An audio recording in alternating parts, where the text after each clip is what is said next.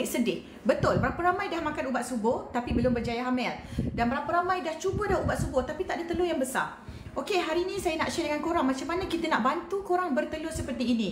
So, kalau yang dah makan ubat subur, yang dah cuba Clomid dan dah cuba Letrozole, korang kena tahu kenapa tak berjaya hamil, tak berjaya bertelur. So, ramai orang dia ada masalah tak bertelur. So, korang kalau tak bertelur macam ni, korang memang tak boleh pregnant. So, ramai orang dia datang period setiap bulan. Tetapi kenapa dia belum berjaya hamil? Sebab dia tak bertelur. You all nampak kat sini? Kalau kita nak bagi korang bertelur, kita kena bagi dengan bantu rawat kualiti telur dan bantu besarkan telur anda. Jadi, kalau korang buat comparison, kita buat scan kepada patient kita. So, you all nampak tak dua-dua scan ni? Saya akan tunjukkan kepada anda macam mana kita nak buat scan ni dan kenapa kita perlu buat scan. So, korang nampak ini 2D scan, this one TVS scan. Jadi, TVS scan ni kita orang memang scan untuk bagi korang bertelur. Nak nampak, nak tengok image yang lebih cantik dan jelas. Jadi,